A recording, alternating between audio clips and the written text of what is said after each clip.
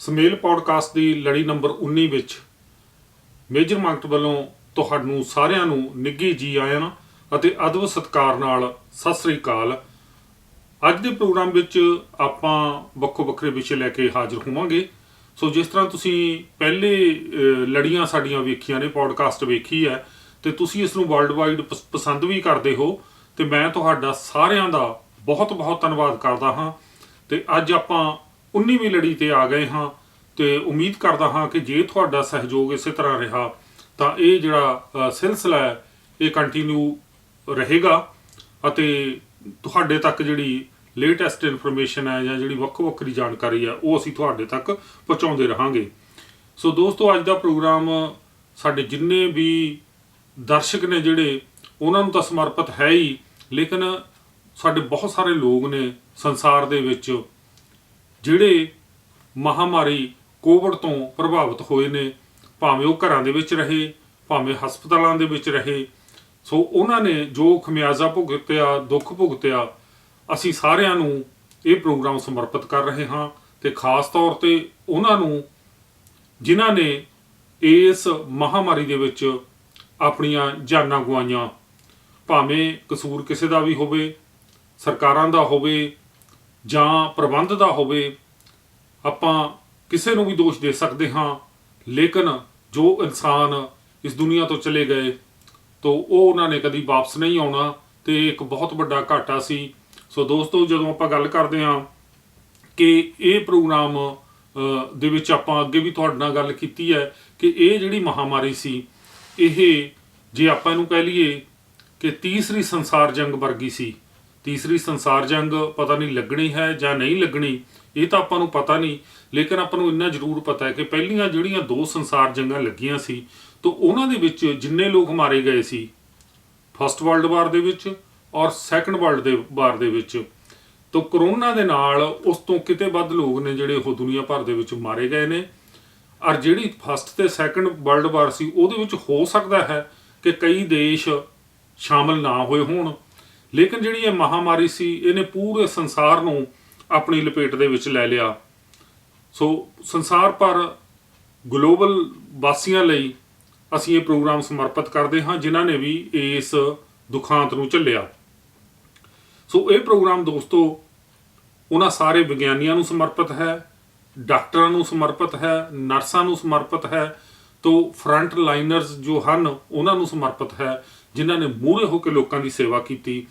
ਸੋ ਜੇ ਸਾਡੇ ਤੱਕ ਵੈਕਸੀਨ ਪਹੁੰਚੀ ਹੈ, ਜੇ ਅੱਜ ਕੈਨੇਡਾ, ਅਮਰੀਕਾ, ਭਾਰਤ ਵਰਗੇ ਦੇਸ਼ਾਂ ਦੇ ਵਿੱਚ ਕੋਵਿਡ ਪ੍ਰਕੋਪ ਨੂੰ ਠੱਲ ਪਈ ਹੈ ਤਾਂ ਉਹਦਾ ਇੱਕ ਵੱਡਾ ਕਾਰਨ ਵੈਕਸੀਨ ਹੈ।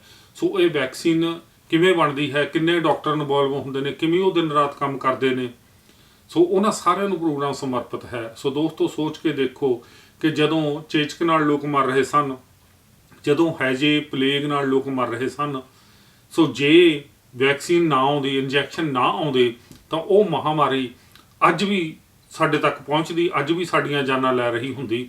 ਸੋ ਇਸੇ ਤਰ੍ਹਾਂ ਇਸ ਨੂੰ ਠੱਲ ਪਈ ਹੈ ਵੈਕਸੀਨ ਕਰਕੇ।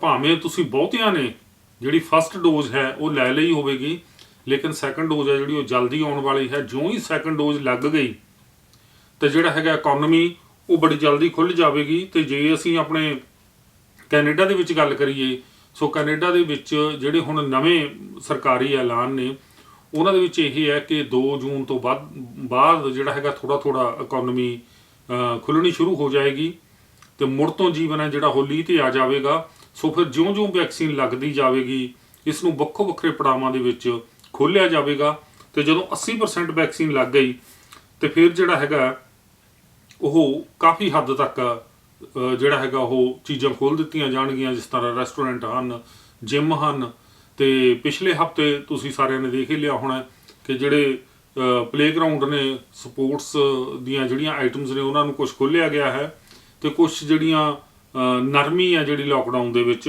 ਉਹ ਸਰਕਾਰ ਵੱਲੋਂ ਐਲਾਨ ਕੀਤੀ ਗਈ ਹੈ।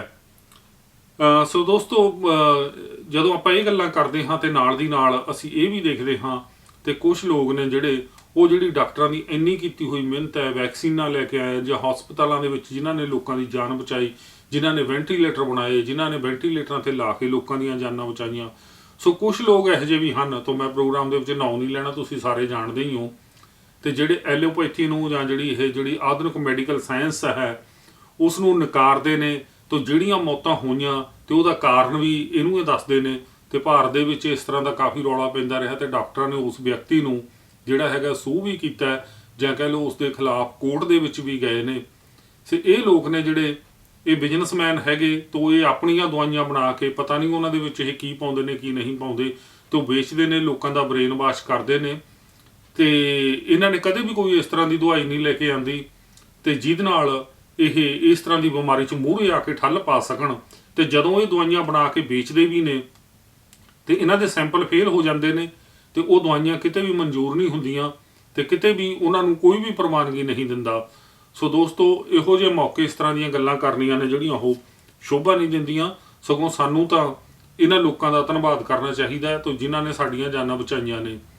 ਤੇ ਇਹ ਲੋਕ, ਮੈਂ ਨਹੀਂ ਕਹਿੰਦਾ ਕੋਈ ਆਯੁਰਵੈਦਿਕ ਕੋਈ ਜਿਹੜੀ ਮਾੜਾ ਵਿਗਿਆਨ ਹੈਗਾ ਜਾਂ ਮਾੜੀ ਔਸ਼ਧੀਆਂ ਨੇ, ਸੋ ਸਭ ਚੰਗੀਆਂ ਨੇ। ਲੇਕਿਨ ਤੁਸੀਂ ਇਹਨਾਂ ਦੀ ਹਿਸਟਰੀ ਦੇਖੋ ਤੇ ਜਦੋਂ ਖੁਦ ਬਿਮਾਰ ਹੋ ਜਾਂਦੇ ਨੇ, ਇਹਨੂੰ ਹਾਰਟ ਅਟੈਕ ਹੁੰਦਾ ਹੈ ਜਾਂ ਕੋਈ ਆਰਗਨ ਜਿਹੜਾ ਟ੍ਰਾਂਸਪਲਾਂਟ ਕਰਨਾ ਹੁੰਦਾ ਜਾਂ ਕੋਈ ਵੀ ਗੱਲ ਹੁੰਦੀ ਹੈ, ਤੇ ਇਹ ਲੋਕ ਖੁਦ ਨੇ ਜਿਹੜੇ ਇਸ ਤਰ੍ਹਾਂ ਦੀ ਜਿਹੜੀ ਆਧੁਨਿਕ ਮੈਡੀਕਲ ਸਾਇੰਸ ਹੈ ਤਾਂ ਉਦੋਂ ਜਾ ਕੇ ਉਹਨਾਂ ਹਸਪਤਾਲਾਂ ਦੇ ਵਿੱਚ ਦਾਖਲ ਹੁੰਦੇ ਨੇ। ਸੋ ਦੋਸਤੋ, ਆਪਾਂ ਪ੍ਰੋਗਰਾਮ ਨੂੰ ਲੈ ਕੇ ਅੱਗੇ ਚੱਲਦੇ ਹਾਂ ਤੇ ਇਹ ਵੀ ਆਪਾਂ ਗੱਲ ਇੱਥੇ ਨਾਲ ਕਰਨੀ ਚਾਹੁੰਦੇ ਹਾਂ ਕਿ ਦੁਨੀਆ ਦੇ ਵਿੱਚ ਇਹ ਦੇਖਣ ਨੂੰ ਆਇਆ ਕਿ ਜਦੋਂ ਲੋਕ ਕੋਵਿਡ ਨਾਲ ਮਰ ਰਹੇ ਸੀ ਤੇ ਅਸੀਂ ਸਾਰੇ ਨਹੀਂ, ਮੈਂ ਕਹਿੰਦਾ ਬਹੁਤ ਥੋੜੇ ਲੋਕ ਨੇ ਜਿਹੜੇ ਦੇਖਣ ਨੂੰ ਮਿਲਦੇ ਨੇ, ਉਹ ਇਨਸਾਨੀਅਤ ਦਾ ਪੱਲਾ ਛੱਡ ਜਾਂਦੇ ਨੇ। ਉਹਦੇ ਵਿੱਚ ਉਹ ਜਿਹੜੇ ਚੀਜ਼ਾਂ ਦੇ ਭਾਅ ਨੇ ਉਹ 3-4 ਗੁਣਾ ਵਧਾ ਦਿੰਦੇ ਨੇ ਤੇ ਉਹ ਆਕਸੀਜਨ ਦਾ ਜਿਹੜਾ ਇੱਕ ਸਿਲੰਡਰ 50,000 ਦਾ ਉਹਨੂੰ 4-4 5-5 ਲੱਖ ਦਾ ਵੇਚਦੇ ਨੇ। ਤੇ ਜਿਹੜੇ ਟੀਕੇ ਨੇ ਉਹਨਾਂ ਨੂੰ ਵੇਚਿਆ ਜਾਂਦਾ ਤੇ ਇਸ ਪ੍ਰਕੋਪ ਦਾ ਜਿਹੜਾ ਫਾਇਦਾ ਉਠਾਉਂਦਾ ਜਿਹੜੇ ਇਸ ਤਰ੍ਹਾਂ ਲੋਕਾਂ ਦੀਆਂ ਲਾਸ਼ਾਂ ਤੇ ਵੀ ਬਿਜ਼ਨਸ ਕਰਦੇ ਨੇ। ਤਾਂ ਉਹਨਾਂ ਲੋਕਾਂ ਦੀ ਅਸੀਂ ਨਿਖੇਧੀ ਕਰਦੇ ਹਾਂ। ਅਸੀਂ ਨਿਖੇਧੀ ਉਹਨਾਂ ਲੋਕਾਂ ਦੀ ਵੀ ਕਰਦੇ ਹਾਂ ਜਿਹੜੇ ਭਾਵੇਂ ਪੋਲੀਟੀਸ਼ੀਅਨ ਨੇ, ਜਿਹੜੇ ਸੰਸਾਰ ਦੇ ਵਿੱਚ ਆਪਣੀ ਪਾਵਰ ਸਥਾਪਿਤ ਕਰਨਾ ਚਾਹੁੰਦੇ ਨੇ। ਉਹ ਇਸ ਤਰ੍ਹਾਂ ਦੇ ਜਿਹੜੇ ਬਾਇਓਟੈਕ ਨੇ ਕਰਦੇ ਨੇ। ਤੇ ਬਾਇਓਟੈਕ ਮਤਲਬ ਜਿਹੜਾ ਹੈਗਾ ਇਸ ਤਰ੍ਹਾਂ ਦਾ ਬੈਕਟੀਰੀਆ ਦੁਨੀਆ ਦੇ ਵਿੱਚ ਫੈਲਾ ਦੇਣਾ ਜਾਂ ਕਿਸੇ ਆਪਣੇ ਦੁਸ਼ਮਣ ਮੁਲਕ ਦੇ ਵਿੱਚ ਫੈਲਾ ਦੇਣਾ ਜਾਂ ਉੱਥੇ ਕਈ ਬਿਮਾਰੀਆਂ ਫੈਲਾ ਦੇਣੀਆਂ। ਸੋ ਦੋਸਤੋ, ਇਹ ਜਿਹੜੀਆਂ ਚੀਜ਼ਾਂ ਹਨ ਇਹ ਜਿਹੜੇ ਕਿਸੇ ਬੰਬ ਤੋਂ ਵੀ ਖਤਰਨਾਕ ਨੇ। ਸੋ ਜਿਵੇਂ ਤੁਸੀਂ ਦੇਖਿਆ ਹੋਣਾ ਕਿ ਹੀਰੋਸ਼ੀਮਾ ਨਾਗਾਸਾਕੀ ਤੇ ਬੰਬ ਸਿੱਟੇ ਗਏ ਸੀ ਤੇ ਲੱਖਾਂ ਲੋਕ ਮਾਰੇ ਗਏ ਸੀ ਤੇ ਅਸੀਂ ਅੱਜ ਤੱਕ ਯਾਦ ਕਰਦੇ ਹਾਂ। ਇੱਥੇ ਕੋਈ ਬੰਬ ਨਹੀਂ ਸਿੱਟਿਆ ਗਿਆ, ਇੱਥੇ ਬੈਕਟੀਰੀਆ ਫੈਲਾਇਆ ਗਿਆ ਤੇ ਲੱਖਾਂ ਕਰੋੜਾਂ ਦੇ ਹਿਸਾਬ ਨਾਲ ਜਿਹੜੇ ਲੋਕ ਨੇ ਉਹਨਾਂ ਨੇ ਇਸ ਦਾ ਖਮਿਆਜ਼ਾ ਭੁਗਤਿਆ।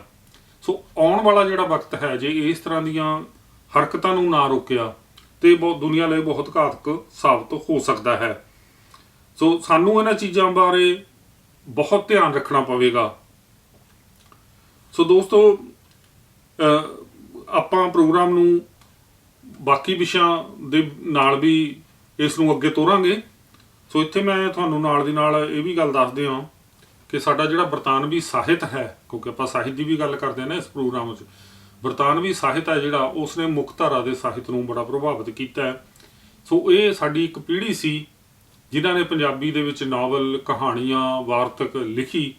ਤੇ ਇਹ ਜਿਹੜੀ ਪੀੜ੍ਹੀ ਸੀ ਬਰਤਾਨੀਆ ਦੇ ਵਿੱਚ, ਪਹਿਲੀ ਪੀੜ੍ਹੀ ਜਿਹਨੂੰ ਆਪਾਂ ਕਹਿੰਦੇ ਹਾਂ, ਤੇ ਇਹਨਾਂ ਨੇ ਜਿਹੜਾ ਪੰਜਾਬੀ ਸਾਹਿਤ ਰਚਿਆ ਉਹਨਾਂ ਦਾ ਬੜਾ ਨਾਂ ਸੀ। ਲੇਕਿਨ ਹੌਲੀ ਹੌਲੀ ਜਿਹੜੇ ਸਾਡੇ ਸਾਹਿਤਕਾਰ ਨੇ ਸਾਡੇ ਹੱਥੋਂ ਕਿਰਦੇ ਜਾ ਰਹੇ ਨੇ।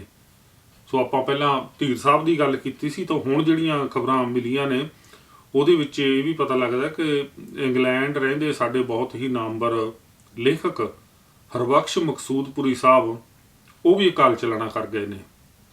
ਸੋ ਉਹਨਾਂ ਦਾ ਜਿਹੜਾ ਸਾਹਿਤ ਹੈ ਉਹ ਵੀ ਕਾਫੀ ਪੜ੍ਹਿਆ ਜਾਂਦਾ ਸੀ ਤੇ ਕਾਫੀ ਵਧੀਆ ਉਹ ਲਿਖਦੇ ਸੀ। ਤੇ ਅਸੀਂ ਉਹਨਾਂ ਦੇ ਜਾਣ ਤੇ ਗਹਿਰੇ ਦੁੱਖ ਦਾ ਪ੍ਰਗਟਾਵਾ ਕਰਦੇ ਹਾਂ। ਇਸੇ ਤਰ੍ਹਾਂ ਸੁਖਬੀਰ ਜੋਗਾ ਸਾਹਿਬ, ਇਹ ਪੰਜਾਬ ਤੋਂ ਸਨ, ਇਹ ਵੀ ਪਿਛਲੇ ਦਿਨੀ ਅਲਵਿਦਾ ਕਹਿ ਗਏ। ਸੋ ਦੋਸਤੋ, ਅਗਲੀ ਸੂਚਨਾ ਆਪਾਂ ਤੁਹਾਨੂੰ ਇਹ ਦਿੰਦੇ ਹਾਂ ਕਿ ਕੈਨੇਡਾ ਸਰਕਾਰ ਨੇ ਭਾਰਤ ਅਤੇ ਪਾਕਿਸਤਾਨ ਤੋਂ ਆਉਣ ਵਾਲੀਆਂ ਸਿੱਧੀਆਂ ਉਡਾਣਾਂ ਤੇ ਜਿਹੜੀ ਉਹ ਪਾਬੰਦੀ ਵਧਾ ਕੇ 21 ਜੂਨ ਤੱਕ ਕਰ ਦਿੱਤੀ ਹੈ।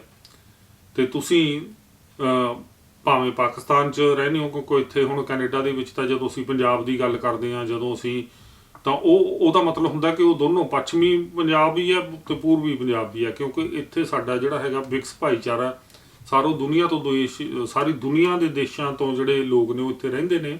ਸੋ ਇੱਥੇ ਦੋਨੋਂ ਪਾਸਿਆਂ ਦਾ ਜਿਹੜਾ ਪੰਜਾਬ ਹੈ ਉਹ ਸਾਂਝਾ ਪੰਜਾਬ ਜੇ ਤੁਸੀਂ ਦੇਖਣਾ ਹੈ ਤਾਂ ਉਹ ਇੱਥੇ ਤੁਹਾਨੂੰ ਕੈਨੇਡਾ ਦੇ ਵਿੱਚ ਵੇਖਣ ਨੂੰ ਮਿਲਦਾ ਹੈ। ਮੇਰੇ ਵੀ ਬਹੁਤ ਸਾਰੇ ਦੋਸਤ ਨੇ ਜਿਹੜੇ ਉਹ ਪਾਕਿਸਤਾਨ ਤੋਂ ਨੇ, ਪੰਜਾਬੀ ਬੋਲਦੇ ਨੇ ਤੇ ਪੰਜਾਬੀ ਉਹਨਾਂ ਦਾ ਰਹਿਣ ਸਹਿਣ ਹੈ। ਤੇ ਉਹਨਾਂ ਦੇ ਵਿੱਚੋਂ ਵੀ ਬਹੁਤ ਸਾਰੇ ਲੋਕ ਨੇ ਜਿਹੜੇ ਉਹ ਪਾਕਿਸਤਾਨ ਦੇ ਵਿੱਚ ਫਸੇ ਹੋਏ ਨੇ। ਤੇ ਸਾਡੇ ਵਾਲੇ ਪਾਸੇ ਨੇ ਜਿਹੜੇ ਉਹ, ਮੈਂ ਇਕੱਲੇ ਪੰਜਾਬੀ ਉਹ ਨਹੀਂ ਕਹਾਂਗਾ ਕਿ ਸਾਰੇ ਭਾਰਤੀ ਉਹ ਵੀ ਫਸੇ ਹੋਏ ਨੇ, ਕਿਉਂਕਿ ਕੋਈ ਵੀ ਜਿਹੜੀ ਉਡਾਨ ਹੈ ਉਹ ਭਾਰਤ ਤੋਂ ਕੈਨੇਡਾ ਨਹੀਂ ਆ ਰਹੀ। ਸੋ ਉਹਨਾਂ ਨੂੰ ਅਜੇ ਹੋਰ ਇੰਤਜ਼ਾਰ ਕਰਨਾ ਪਵੇਗਾ ਤੇ ਜਾਂ ਉਹਨਾਂ ਨੂੰ ਕੋਈ ਹੋਰ ਰੂਟ ਲੈ ਕੇ ਆਉਣਾ ਪਵੇਗਾ। ਤੇ ਅਜੇ ਜਿਹੜੇ ਕੁਆਰੰਟੀਨ ਦੀਆਂ ਸ਼ਰਤਾਂ ਨੇ ਉਹ ਵੀ ਅਜੇ ਨਰਮ ਨਹੀਂ ਕੀਤੀਆਂ ਗਈਆਂ। ਸੋ ਇਹ ਜਿਹੜੀ ਪਾਬੰਦੀ ਹੈ 21 ਜੂਨ ਤੱਕ ਅਜੇ ਹੋਰ ਰਹੇਗੀ। ਸੋ ਇਸਰਾਈਲ ਅਤੇ ਫਲਸਤੀਨ ਦਾ ਜਿਹੜਾ ਝਗੜਾ ਸੀ ਉਹਨੇ ਦੁਨੀਆ ਨੂੰ ਬੜੀ ਵੱਡੀ ਚਿੰਤਾ ਵਿੱਚ ਪਾਇਆ ਹੋਇਆ ਸੀਗਾ ਕਿਤੇ ਇਹ ਲੜਾਈ ਵੱਧਦੀ ਪੂਰੀ ਦੁਨੀਆ ਨੂੰ ਨਾ ਆਪਣੀ ਲਪੇਟ ਵਿੱਚ ਲੈ ਲਵੇ। ਲੇਕਿਨ ਪਿਛਲੇ ਦਿਨੀ ਉੱਥੇ ਜਿਹੜਾ ਜੰਗਬੰਦੀ ਦਾ ਐਲਾਨ ਹੈ ਜਿਹੜਾ ਉਹ ਹੋ ਗਿਆ। ਸੋ ਟੈਲ ਅਵੀਵ ਨੂੰ ਜਾਣ ਵਾਲੀ ਜਿਹੜੀ 에ਅਰ ਕੈਨੇਡਾ ਦੀ ਫਲਾਈਟ ਜਿਹੜੀ ਜਾਂਦੀ ਸੀ ਇੱਥੋਂ ਤੋਂ ਉਹ ਬੰਦ ਕਰ ਦਿੱਤੀ ਗਈ ਸੀ। ਤੋਂ ਉਸ ਨੂੰ ਵੀ ਹੁਣ ਜਿਹੜਾ ਹੈਗਾ ਉਹ ਖੋਲ੍ਹ ਦਿੱਤਾ ਗਿਆ ਹੈ। ਤੇ ਉਮੀਦ ਕਰਦੇ ਹਾਂ ਕਿ ਇਸ ਖਿੱਤੇ ਦੇ ਵਿੱਚ ਸ਼ਾਂਤੀ ਬਣੀ ਰਹੇਗੀ। ਤੋਂ ਜਿਵੇਂ ਆਪਾਂ ਪਹਿਲਾਂ ਵੀ ਗੱਲ ਕੀਤੀ ਸੀ ਕਿ ਵੱਡੀਆਂ ਤਾਕਤਾਂ ਤੇ ਜਾਂ UNO ਤੋਂ ਇਸ ਮਸਲੇ ਦਾ ਕੋਈ ਸਥਾਈ ਹੱਲ ਲੱਭੇਗਾ। ਸੋ ਦੋਸਤੋ, ਇਟਲੀ ਤੋਂ ਮਿਲੀਆਂ ਖਬਰਾਂ ਅਨੁਸਾਰ ਤਾਂ ਉੱਥੋਂ ਦਾ ਇੱਕ ਪਹਾੜ ਹੈ ਮਾਊਂਟ ਐਟਨਾ, ਤਾਂ ਉੱਥੇ ਇੱਕ ਜਵਾਲਾਮੁਖੀ ਫਟਿਆ ਤੇ ਜਵਾਲਾਮੁਖੀ ਫਟਣ ਨਾਲ ਜਿਹੜਾ ਕਾਫੀ ਨੁਕਸਾਨ ਹੈ ਉਹ ਹੋਇਆ। ਤੋ ਇਹ ਜਿਹੜੇ ਜਵਾਲਾਮੁਖੀ ਨੇ ਦੋਸਤੋ, ਇਹ ਦੁਨੀਆ ਦੇ ਵੱਖੋ ਵੱਖਰੇ ਖਿੱਤਿਆਂ 'ਚ ਫਟਦੇ ਰਹਿੰਦੇ ਨੇ। ਆਪਾਂ ਜਿਵੇਂ ਗੱਲ ਕੀਤੀ ਸੀ ਕਿ ਕੁਦਰਤੀ ਆਫਤਾਂ ਦੀ, ਜਿਉਂ-ਜਿਉਂ ਸਾਡੇ ਧਰਤੀ ਦਾ ਹੇਠਲਾ ਤਾਪਮਾਨ ਵੱਧਦਾ ਹੈ, ਲਾਵਾ ਪਿਘਲਦਾ, ਜਿੱਥੇ ਕਿਤੇ ਕਮਜ਼ੋਰ ਪਰਤ ਹੁੰਦੀ ਹੈ ਤਾਂ ਉਹਨੂੰ ਜਿਹੜਾ ਤੋੜ ਕੇ ਬਾਹਰ ਆ ਸਕਦਾ ਹੈ। ਤੋ ਅਸੀਂ ਕਈ ਵਾਰ ਬਿਲਕੁਲ ਆਰਾਮ ਦੀ ਜ਼ਿੰਦਗੀ ਜੀ ਰਹੇ ਹੁੰਦੇ ਹਾਂ, ਸਾਨੂੰ ਪਤਾ ਹੀ ਨਹੀਂ ਹੁੰਦਾ ਕਿ ਕਿੱਧਰੋਂ ਕੋਈ ਕੁਦਰਤੀ ਆਫਤ ਆ ਜਾਣੀ ਹੈ, ਭੁਚਾਲ ਆ ਜਾਣਾ ਹੈ ਜਾਂ ਕੋਈ ਜਵਾਲਾਮੁਖੀ ਫਟ ਜਾਣਾ ਹੈ ਜਾਂ ਕੀ ਹੋ ਜਾਣਾ ਹੈ। ਸੋ ਸਾਨੂੰ ਇਹਨਾਂ ਚੀਜ਼ਾਂ ਬਾਰੇ ਸੁਚੇਤ ਹੋਣ ਦੀ ਲੋੜ ਹੈ। ਸਾਨੂੰ ਇਹ ਵੀ ਜਾਣਨ ਦੀ ਲੋੜ ਹੈ ਕਿ ਜਿਸ ਧਰਤੀ ਤੇ ਅਸੀਂ ਰਹਿ ਰਹੇ ਹਾਂ, ਜਿੱਥੇ ਸਾਡੇ ਘਰ ਬਣੇ ਹੋਏ ਨੇ, ਇਹ ਧਰਤੀ ਦੇ ਥੱਲੇ ਕੀ ਹੈ, ਕਿਸ ਤਰ੍ਹਾਂ ਦੀਆਂ ਪਰਤਾਂ ਨੇ, ਕੀ ਹੋ ਸਕਦਾ ਹੈ। ਤੇ ਸਾਨੂੰ ਸਾਰੀਆਂ ਇਹਨਾਂ ਚੀਜ਼ਾਂ ਲਈ ਮੈਂਟਲੀ ਪ੍ਰਪੇਅਰ ਰਹਿਣਾ ਚਾਹੀਦਾ ਹੈ ਕਿ ਅਗਰ ਕੋਈ ਕੁਦਰਤੀ ਆਫਤ ਆ ਜਾਵੇ ਤਾਂ ਅਸੀਂ ਕਿਸ ਤਰ੍ਹਾਂ ਸਰਵਾਈਵ ਕਰਨਾ ਹੈ ਤੇ ਕਿਸ ਤਰ੍ਹਾਂ ਜੀਣਾ ਹੈ। ਤੇ ਅਗਲੀ ਗੱਲ ਮੈਂ ਤੁਹਾਡੇ ਨਾਲ ਜਿਹੜੀ ਸਾਂਝੀ ਕਰ ਰਿਹਾ ਉਹ ਇਹ ਹੈਗਾ ਕਿ ਪਿਛਲੇ ਦਿਨੀ ਦੋਸਤੋ ਪਤਾ ਲੱਗਿਆ ਹੈ ਕਿ ਜਿਹੜੀਆਂ ਵੱਡੀਆਂ ਕੰਪਨੀਆਂ ਨੇ ਉਹ ਜਿਹੜਾ ਤੁਹਾਡਾ ਪਰਸਨਲ ਡਾਟਾ ਹੈ, ਜਿਵੇਂ ਆਪਾਂ ਸਾਰੇ ਸੋਸ਼ਲ ਮੀਡੀਆ ਵਰਤਦੇ ਹਾਂ, ਫੇਸਬੁੱਕ, ਟਵਿੱਟਰ, ਵਟਸਐਪ, ਤੇ ਇਹ ਜਿਹੜੀਆਂ ਵੱਡੀਆਂ ਕੰਪਨੀਆਂ ਨੇ ਇਹ ਤੁਸੀਂ ਉੱਥੇ ਆਪਣੀ ਸਾਰੀ ਇਨਫੋਰਮੇਸ਼ਨ ਪਾ ਦਿੰਦੇ ਆ ਕਿ ਕੀ ਤੁਹਾਡੇ ਸ਼ੌਂਕ ਨੇ, ਕੀ ਤੁਹਾਡਾ ਬਰਥ ਡੇਟ ਹੈ, ਕੀ ਤੁਹਾਡੇ ਰਿਲੇਸ਼ਨਸ਼ਿਪ ਹੈ, ਕੀ ਤੁਸੀਂ ਕਿੱਥੇ ਜਾਂਦੇ ਹੋ, ਤੇ ਈਵਨ ਤੁਸੀਂ ਕਿਤੇ ਟੂਰ ਕਰਨ ਜਾਂਦੇ ਹੋ ਜਾਂ ਤੁਸੀਂ ਕੁਝ ਖਰੀਦਦੇ ਹੋ, ਉਹ ਸਾਰੀਆਂ ਫੋਟੋਆਂ ਪਾ ਦੇ। ਇਹ ਜਿਹੜਾ ਤੁਹਾਡਾ ਸਾਰਾ ਪਰਸਨਲ ਡਾਟਾ ਹੈ ਇਹ ਕਈ ਕੰਪਨੀਆਂ ਨੇ ਜਿਹੜੀਆਂ ਉਹ ਹੋਰ ਕਿਸੇ ਥਰਡ ਕੰਪਨੀ ਨੂੰ ਵੇਚ ਦਿੰਦੀਆਂ ਨੇ। ਹੋ ਸਕਦਾ ਉਹਨਾਂ ਤੋਂ ਵੱਡੀਆਂ ਰਕਮਾਂ ਵੀ ਲੈਂਦੀਆਂ ਹੋਣ, ਲੇਕਿਨ ਇਹ ਜਿਹੜਾ ਤੁਹਾਡਾ ਨਿੱਜੀ ਡਾਟਾ ਵੇਚਣਾ ਨਾ ਇੱਕ ਬਹੁਤ ਵੱਡਾ ਕ੍ਰਾਈਮ ਹੈਗਾ। ਲੇਕਿਨ ਇਹ ਹੋ ਰਿਹਾ ਹੈ ਤੇ ਤੁਸੀਂ ਵੇਖਿਆ ਹੋਣਾ, ਮੈਨੂੰ ਭਾਰਤ ਦਾ ਤਾਂ ਨਹੀਂ ਪਤਾ, ਇੱਥੇ ਕੈਨੇਡਾ ਦੇ ਵਿੱਚ ਦਿਨ ਦੇ ਵਿੱਚ ਤਕਰੀਬਨ 15-20 ਫੋਨ ਤੁਹਾਨੂੰ ਇਸ ਤਰ੍ਹਾਂ ਦੇ ਆਉਂਦੇ ਨੇ ਅਨਨੋਨ ਨੰਬਰਾਂ ਤੋਂ, ਕਦੇ ਡਕਟ ਕਲੀਨਰ ਵਾਲੇ ਬਣ ਕੇ ਤੇ ਕਦੇ ਕਿਸੇ ਜਿਹੜਾ ਕਹਿ ਲਓ ਆਪਣੀ ਕ੍ਰੈਡਿਟ ਕੰਪਨੀ ਵੱਲੋਂ, ਜਾਂ ਕੋਈ ਕਹਿੰਦਾ ਕਿ ਤੁਸੀਂ ਲਾਟਰੀ ਜਿੱਤ ਗਏ, ਤੇ ਜਾਂ CRA, ਤੇ ਜਾਂ ਫਿਰ ਕੋਈ ਪੁਲਿਸ ਦੀ ਧਮਕੀ, ਤੇ ਜਾਂ ਫਿਰ ਕੋਈ ਕਲੈਕਸ਼ਨ ਕੰਪਨੀਆਂ ਦੇ ਫੋਨ। ਇਹ ਜਿਹੜੇ ਫੋਨ ਨੇ ਇਹ ਇਹਨਾਂ ਲੋਕਾਂ ਕੋਲ ਕਿਵੇਂ ਪਹੁੰਚਦੇ ਨੇ, ਤੁਹਾਡੇ ਪਰਸਨਲ ਫੋਨ ਤੇ ਤੁਹਾਡੇ ਐਡਰੈਸ ਕਿਵੇਂ ਪਹੁੰਚਦੇ ਨੇ।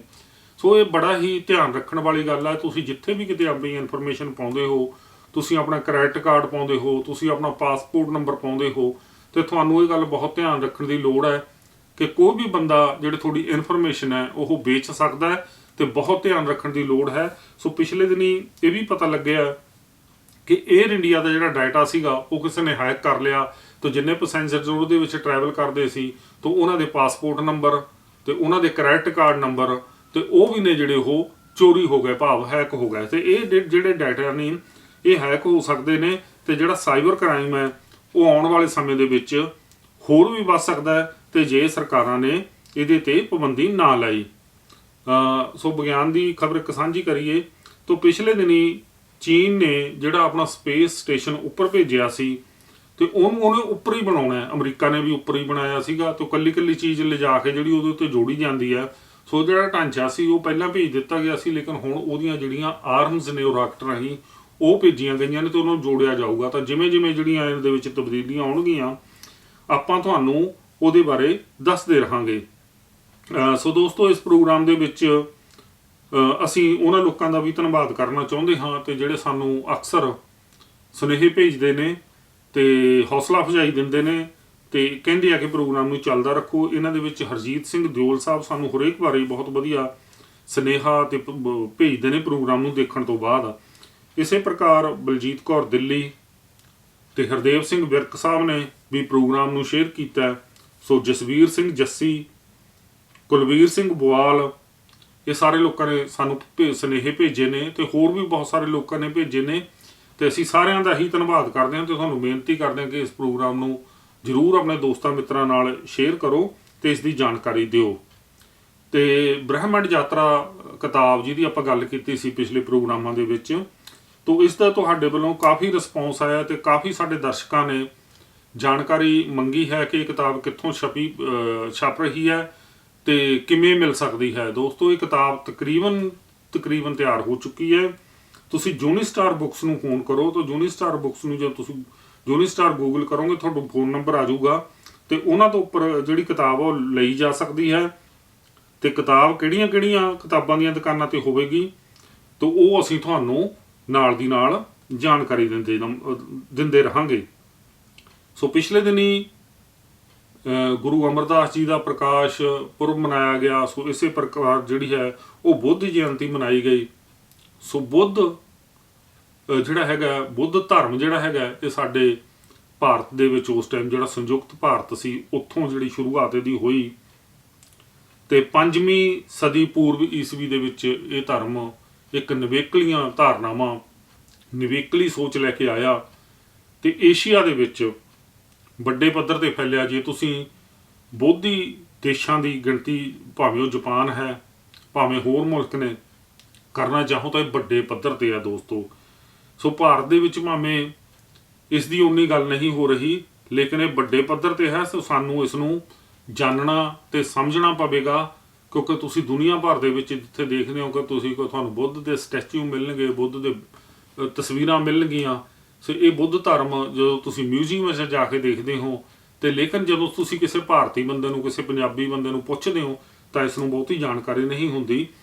ਤੋ ਇੱਕ ਨੇਪਾਲ ਦੇ ਵਿੱਚ ਇੱਕ ਜਗ੍ਹਾ ਹੈ ਲੁੰਬਨੀ ਤੇ ਉੱਥੇ ਜਿਹੜਾ ਹੈ ਉਹ ਬੁੱਧ ਦਾ ਜਨਮ ਹੋਇਆ ਤੇ ਉਹਨਾਂ ਦਾ ਨਾਂ ਜਿਹੜਾ ਸਿਧਾਰਥ ਸੀ ਤੇ ਇਹਨਾਂ ਦਾ ਜਿਹੜਾ ਅੰਤਮ ਸਮਾਂ ਸੀ ਉਹ ਕੁਸ਼ੀਨਗਰ ਭਾਰਤ ਦੇ ਵਿੱਚ ਬੀਤਿਆ ਤੇ ਇਹਨਾਂ ਦਾ ਪੂਰਾ ਨਾਂ ਸਿਧਾਰਥ ਗੌਤਮ ਸੀ ਤੇ ਇਹਨਾਂ ਦਾ ਇੱਕ ਪੁੱਤਰ ਸੀ ਰਾਹੁਲ ਅਤੇ ਪਤਨੀ ਸੀ ਯਸ਼ੋਧਰਾ। ਸੋ ਇਹਨਾਂ ਨੇ ਕੀ ਲਿਖਿਆ ਤੇ ਕੀ ਸਿੱਖਿਆਵਾਂ ਦਿੱਤੀਆਂ ਇਹ ਆਪਾਂ ਜਦੋਂ ਕਦੇ ਫੇਰ ਪ੍ਰੋਗਰਾਮ ਦੇ ਵਿੱਚ ਗੱਲ ਕਰਾਂਗੇ ਤਾਂ ਉਹਦੇ ਆਪਾਂ ਉਦੋਂ ਇਸ ਬਾਰੇ ਬਿਆਨ ਕਰਾਂਗੇ। ਸੋ ਦੋਸਤੋ, ਆ ਜਿਹੜੀ 26 ਮਈ ਲੰਘ ਕੇ ਗਈ ਹੈ ਨਾ, ਇਹਦੇ ਵਿੱਚ ਜਿਹੜਾ ਚੰਦਰਮਾ ਸੀ ਉਹ ਧਰਤੀ ਦੇ ਬਹੁਤ ਨਜ਼ਦੀਕ ਸੀ ਤੇ ਮੈਂ ਇੱਕ ਪਿੱਛੇ ਜੇ ਲੇਖ ਲਿਖਿਆ ਸੀ ਜੀਤ ਦੇ ਵਿੱਚ ਚੰਦਰਮਾ ਬਾਰੇ ਤਾਂ ਉਹਦੇ ਵਿੱਚ ਮੈਂ ਕਾਫੀ ਜਾਣਕਾਰੀ ਦਿੱਤੀ ਸੀ।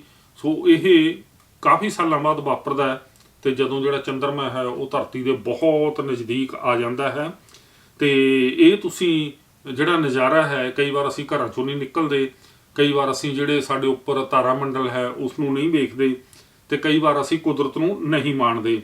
ਸੋ ਇਹ ਜਿਹੜਾ ਹੈਗਾ ਇਹ ਦੇਖਣਯੋਗ ਨਜ਼ਾਰਾ ਸੀ ਤੇ ਮੈਂ ਖੁਦ ਵੇਖਿਆ ਤੇ ਜਿਹੜਾ ਕੁਝ ਤੁਸੀਂ ਟੈਲੀਸਕੋਪ ਨਾਲ ਵੇਖ ਸਕਦੇ ਹੋ ਉਹ ਤੁਸੀਂ ਨੰਗੀ ਅੱਖ ਨਾਲ ਉਸ ਦਿਨ ਵੇਖ ਸਕਦੇ ਸੀ ਕਿਉਂਕਿ ਉਸ ਵਕਤ ਜਿਹੜੀ ਚੰਦਰਮਾ ਦੀ ਧਰਤੀ ਤੋਂ ਦੂਰੀ ਸੀ ਉਹ 3,57,000 ਕਿਲੋਮੀਟਰ ਸੀ ਜੋ ਕਿ ਬਹੁਤ ਘੱਟ ਤੋਂ ਘੱਟ ਹੈ ਤੇ ਜਦੋਂ ਚੰਦਰਮਾ ਬਹੁਤ ਨੇੜੇ ਸੀ ਤਾਂ ਉਹਦੀ ਜਿਹੜੀ ਨੇੜਤਾ ਉਹਦਾ ਕੀ ਪ੍ਰਭਾਵ ਪੈਂਦਾ ਉਹ ਮੈਂ ਆਪਣੇ ਆਰਟੀਕਲ ਦੇ ਵਿੱਚ ਵੀ ਦੱਸਿਆ ਸੀ।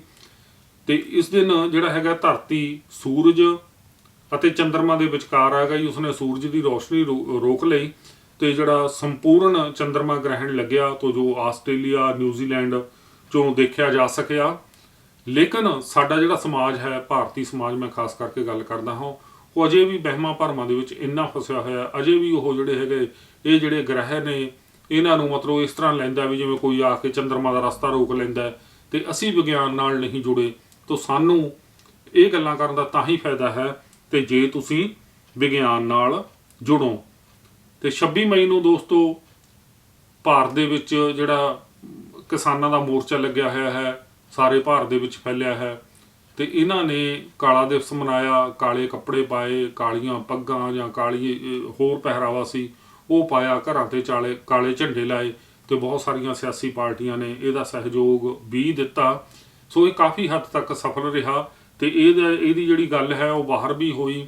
ਤੇ ਦੂਸਰੇ ਪਾਸੇ ਜਿਹੜੀਆਂ ਸਰਕਾਰਾਂ ਨੇ ਉਹ ਇਸ ਗੱਲ ਤੇ ਵੀ ਕਿਸਾਨਾਂ ਨੂੰ ਨਿੰਦਦੀਆਂ ਰਹੀਆਂ ਕਿ ਇਕੱਠ ਕਰਕੇ ਕਰੋਨਾ ਜਿਹੜਾ ਉਹਨੂੰ ਬੜਾਵਾ ਦੇ ਸਕਦੇ ਨੇ, ਲੇਕਿਨ ਜਿਹੜੀਆਂ ਸਰਕਾਰਾਂ ਨੇ ਉਹ ਆਪ ਇਸ ਗੱਲ ਤੇ ਅਮਲ ਨਹੀਂ ਕਰਦੀਆਂ। ਆਹੋ ਜਿੱਥੇ ਜੀ ਚਾਹੁੰਦੇ ਨੇ ਰੈਲੀਆਂ ਕਰਦੇ ਨੇ, ਵੱਡੇ ਵੱਡੇ ਇਕੱਠ ਕਰਦੇ ਨੇ। ਤਾਂ ਅਸੀਂ ਇਹੋ ਕਹਾਂਗੇ ਕਿ ਜੇ ਕੋਈ ਨਾਗਰਿਕ ਉੱਥੋਂ ਦੀਆਂ ਮੰਗਾਂ ਰੱਖਦੇ ਨੇ ਤੇ ਸਰਕਾਰ ਤੇ ਜਿਹੜੇ ਉਹਨਾਂ ਦੇ ਲੀਡਰ ਨੇ ਉਹਨਾਂ ਨੂੰ ਮਿਲ ਬੈਠ ਕੇ ਕੋਈ ਵਿਚਕਾਰਲਾ ਰਸਤਾ ਲੱਭਣਾ ਚਾਹੀਦਾ ਹੈ। ਜੇ ਸਾਰਾ ਦੇਸ਼ ਮੁਸ਼ਕਿਲ 'ਚ ਹੈ ਤੇ ਮੈਂ ਨਹੀਂ ਸੋਚਦਾ ਕਿ ਜਿਹੜੇ ਕਿਸਾਨ ਨੇ ਕਿ ਉਹ ਇਹ ਗੱਲ ਨੂੰ ਨਾ ਸਮਝਦੇ ਹੋਣ, ਉਹ ਸਮਝਦੇ ਹੋਣਗੇ। ਜੇ ਉਹਨਾਂ ਨੂੰ ਇਹ ਕਾਨੂੰਨ ਨਹੀਂ ਪਸੰਦ ਤਾਂ ਉਹਨਾਂ ਤੇ ਗੌਰਮੈਂਟ ਨਾ ਠੋਸੇ ਜਾਂ ਉਹਨਾਂ ਦੇ ਵਿੱਚ ਕੁਛ ਢਿੱਲ ਵਰਤ ਦੇਵੇ ਤਾਂ ਕਿ ਉਹ ਆਪਣੇ ਘਰਾਂ ਨੂੰ ਵਾਪਸ ਪਰਤ ਜਾਣ। ਤੇ ਉਹ ਵੀ ਨਹੀਂ ਚਾਹੁੰਦੇ ਕਿ ਉਹਨਾਂ ਦੇ ਘਰਾਂ ਦੇ ਵਿੱਚ ਕੋਈ ਇਸ ਤਰ੍ਹਾਂ ਦੀਆਂ ਬਿਮਾਰੀਆਂ ਨੇ ਜਿਹੜੀਆਂ ਉਹ ਕਰੋਨਾ ਵਰਗੀਆਂ ਉਹ ਬਾਹਰੋਂ ਜਾਣ। ਸੋ ਅਸੀਂ ਉਹਨਾਂ ਨੂੰ ਇਕੱਲਿਆਂ ਨੂੰ ਦੋਸ਼ ਨਹੀਂ ਦੇ ਸਕਦੇ, ਦੋਸ਼ ਸਰਕਾਰਾਂ ਦਾ ਵੀ ਹੈ। ਤੇ ਦੂਸਰਾ ਮੈਂ ਇਹ ਕਹੂੰਗਾ ਕਿ ਭਾਵੇਂ ਸਾਡੇ ਉੱਥੇ ਕਿਸਾਨ ਮੋਰਚਿਆਂ 'ਚ ਬੈਠੇ ਨੇ ਤਾਂ ਜ਼ਰੂਰ ਬਿਲਕੁਲ ਆਪਣਾ ਚੈੱਕਅਪ ਵੀ ਕਰਵਾਉਣ, ਆਪਣੀਆਂ ਫੈਮਲੀਆਂ ਜਾਣ ਤੋਂ ਪਹਿਲਾਂ ਤੋਂ ਮੇਕ ਸ਼ੋਰ ਕਰਨ ਕਿ ਉਹ ਠੀਕ ਠਾਕ ਨੇ, ਤਾਂ ਕਿ ਜਿਹੜੇ ਉਹਨਾਂ ਦੇ ਪਰਿਵਾਰ ਨੇ ਉਹ ਸਹੀ ਤੇ ਸੁਰੱਖਿਅਤ ਰਹਿਣ। ਤੇ ਉਹਨਾਂ ਨੇ ਜਿੱਤ ਕੇ ਜਾਂ ਕਹਿ ਲਓ ਉਹਨਾਂ ਨੇ ਆਪਣੇ ਕਾਨੂੰਨ ਨੇ ਜਿਹੜੇ ਉਹ ਠੀਕ ਕਰਾ ਕੇ ਹੀ ਆਪਣੇ ਘਰ ਪਰਤਣਾ ਹੈ। ਤਾਂ ਨਾਲ ਇਹ ਵੀ ਹੈ ਕਿ ਉਹਨਾਂ ਦੇ ਜਿਹੜੇ ਪਰਿਵਾਰਾਂ ਦੀ ਸੁਰੱਖਿਆ ਜਿਹੜੀ ਉਹ ਬਹੁਤ ਜ਼ਰੂਰੀ ਹੈ। ਸੋ ਦਿੱਲੀ ਦੇ ਵਿੱਚ ਜਿਹੜਾ ਹੈਗਾ ਉਹ ਭਾਵੇਂ ਕਰੋਨਾ ਦੇ ਜਿਹੜੇ ਪੋਜ਼ਿਟਿਵ ਮਰੀਜ਼ ਨੇ ਉਹਨਾਂ ਦੀ ਗਿਣਤੀ ਘਟਣ ਲੱਗੀ ਹੈ, ਲੇਕਿਨ ਜਿਹੜੀਆਂ ਲਾਸ਼ਾਂ ਦੀ ਗਿਣਤੀ ਹੈ ਦੋਸਤੋ ਉਹ ਉਸੇ ਤਰ੍ਹਾਂ ਜਿਹੜੀਆਂ ਨੇ ਉਹ ਦਰਿਆਵਾਂ ਦੇ ਵਿੱਚ ਸੁੱਟੀਆਂ ਜਾਣੀਆਂ ਜਾਂ ਦੱਬੀਆਂ ਜਾਣੀਆਂ, ਜਾਂ ਜਿਹੜੀ ਮੌਤਾਂ ਦੀ ਗਿਣਤੀ ਉਸੇ ਤਰ੍ਹਾਂ 4000 ਦੇ ਕਰੀਬ ਰਹਿਣੀ। ਸੋ ਇਹ ਜਿਹੜੀ ਹੈ ਚਿੰਤਾਜਨਕ ਗੱਲ ਹੈ। ਤੇ ਭਾਰਤ ਬਹੁਤ ਵੱਡਾ ਮੁਲਕ ਹੈ, ਲੇਕਿਨ ਉੱਥੋਂ ਦਾ ਜਿਹੜਾ ਸਰਕਾਰਾਂ ਨੇ ਉਹਨਾਂ ਨੂੰ ਵੱਡੀ ਪੱਧਰ ਤੇ ਵੈਕਸੀਨੇਸ਼ਨ ਹੈ ਜਿਹੜੀ ਉਹ ਲਾਉਣੀ ਪਵੇਗੀ, ਵੈਕਸੀਨ ਲਾਉਣੀ ਪਵੇਗੀ, ਤੇ ਤਾਂ ਹੀ ਜਿਹੜਾ ਹੈ ਇਸ ਮਸਲੇ ਦਾ ਕੋਈ ਹੱਲ ਹੋ ਸਕਦਾ ਹੈ। ਸੋ ਉਮੀਦ ਕਰਦਾ ਹਾਂ ਦੋਸਤੋ ਕਿ ਅੱਜ ਦੀ ਗੱਲਬਾਤ ਤੁਹਾਨੂੰ ਠੀਕ ਲੱਗੀ ਹੋਵੇਗੀ। ਤੋ ਅਗਲੀ ਵਾਰ ਆਪਾਂ ਲੜੀ ਨੰਬਰ 20 ਦੇ ਵਿੱਚ ਵੱਖੋ ਵੱਖਰੇ ਵਿਸ਼ੇ ਲੈ ਕੇ ਫੇਰ ਆਵਾਂਗੇ। ਤਾਂ ਤੁਸੀਂ ਸਾਨੂੰ ਕੋਈ ਸੁਜੈਸ਼ਨ ਦੇਣਾ ਚਾਹੋ, ਕੋਈ ਸੁਝਾਅ ਦੇਣਾ ਚਾਹੋ ਤਾਂ ਤੁਸੀਂ YouTube ਤੇ ਜਾ ਕੇ ਮੈਨੂੰ ਸੁਨੇਹਾ ਵੀ ਲਿਖ ਸਕਦੇ ਹੋ, ਤੇ ਜਾਂ ਸਾਡੇ ਨਾਲ ਸੰਪਰਕ ਵੀ ਕਰ ਸਕਦੇ ਹੋ, ਤੇ ਜਾਂ ਸਾਨੂੰ ਈਮੇਲ ਵੀ ਭੇਜ ਸਕਦੇ ਹੋ। ਤੇ major.mangat@gmail.com ਤੇ ਸਾਨੂੰ ਈਮੇਲ ਕੀਤੀ ਜਾ ਸਕਦੀ ਹੈ, ਤੇ ਜਾਂ ਸੁਨੇਹਾ ਭੇਜਿਆ ਜਾ ਸਕਦਾ ਹੈ, ਜਾਂ ਅਸੀਂ ਸੋਸ਼ਲ ਮੀਡੀਆ ਤੇ ਪਾਉਂਦੇ ਹਾਂ ਤਾਂ ਉੱਥੇ ਜਾ ਕੇ ਵੀ ਤੁਸੀਂ ਆਪਣੀ ਗੱਲ ਕਰ ਸਕਦੇ ਹੋ। ਤਾਂ ਦੋਸਤੋ ਫਿਰ ਇੱਥੇ ਹੀ ਪ੍ਰੋਗਰਾਮ ਨੂੰ ਸਮਾਪਤ ਕਰਨ ਦੀ ਆਗਿਆ ਦਿਓ। ਸੋ ਮੇਰੇ ਵੱਲੋਂ ਯਾਨੀ ਕਿ ਮੇਜਰ ਮੰਗਟ ਵੱਲੋਂ ਤੁਹਾਨੂੰ ਸਾਰਿਆਂ ਨੂੰ ਆਦਰ ਸਤਿਕਾਰ ਨਾਲ ਸਤਿ ਸ੍ਰੀ ਅਕਾਲ।